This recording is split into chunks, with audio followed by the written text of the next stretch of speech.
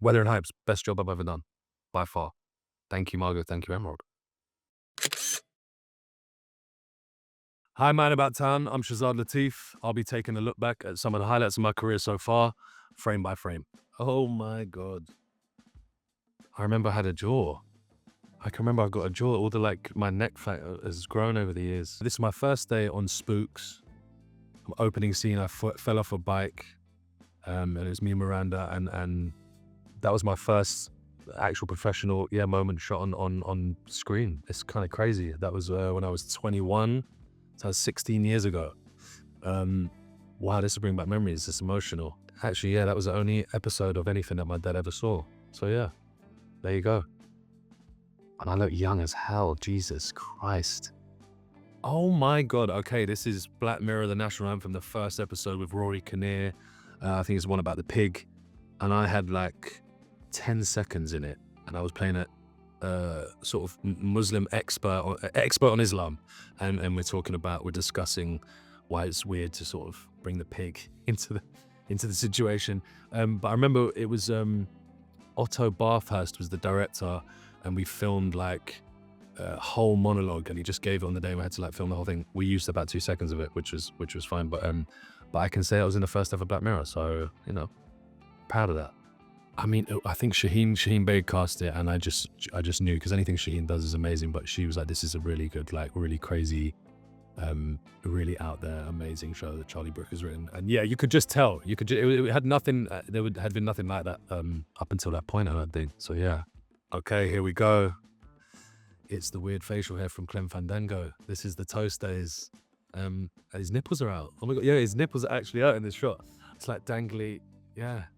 That Toast to London, that was the most fun to shoot. It was just the craziest costumes, the craziest looks. Just watching Matt Berry, Tim Downey, and we just get to watch him improvise. It was just it didn't feel like going to work. It was a joy. It was a joy to be part of that show. Yeah. Big up Clem. Big up Clem. When we would go through those costumes, we would decide it would take some time. What would you be wearing today? Maybe some kind of like dystopian outfit, like ready for the end of the world kind of thing, but like fashion it up a bit. Something like that, I'm feeling.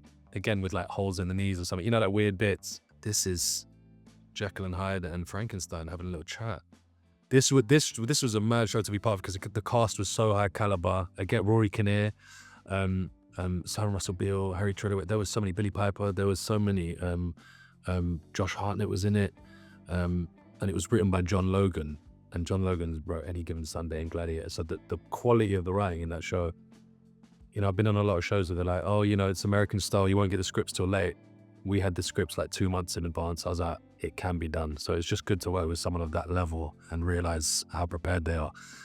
And a lot of fun on that show as well. And also got to live in Dublin for 6 months. Great. Okay, we move on to the sci-fi world.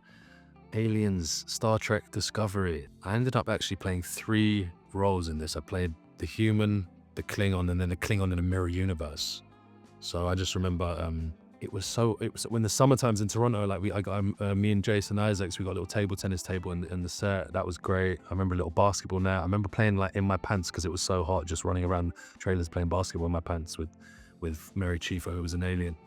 Good times. Toronto, just good times in general. Lily.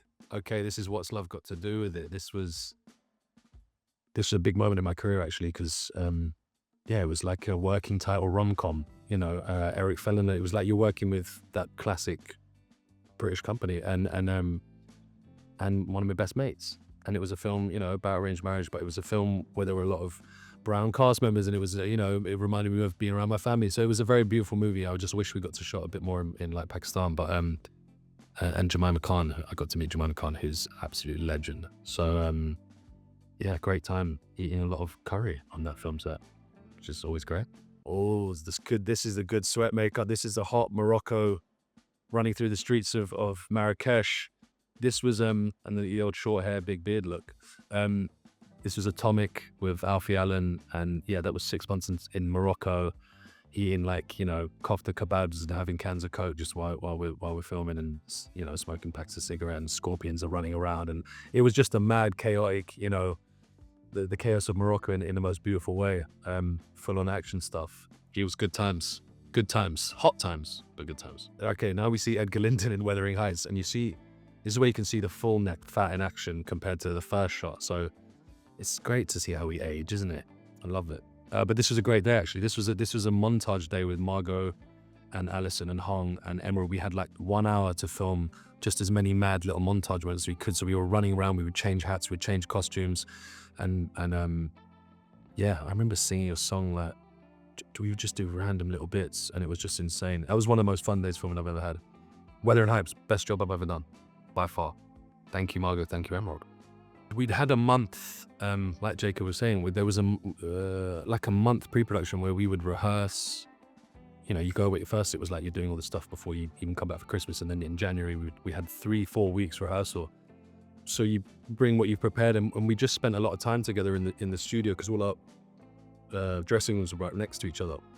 So there was a lot of that, a lot of rehearsal, and then the time on set, if it was just me and Margot doing a scene, it was just us in our house. So it's just a natural, there was the natural bond that we had, I guess. And it was funny because the first bits we filmed, I wouldn't see Jacob, he wouldn't see me, and then until he started to arrive. So it sort of matched what we were doing.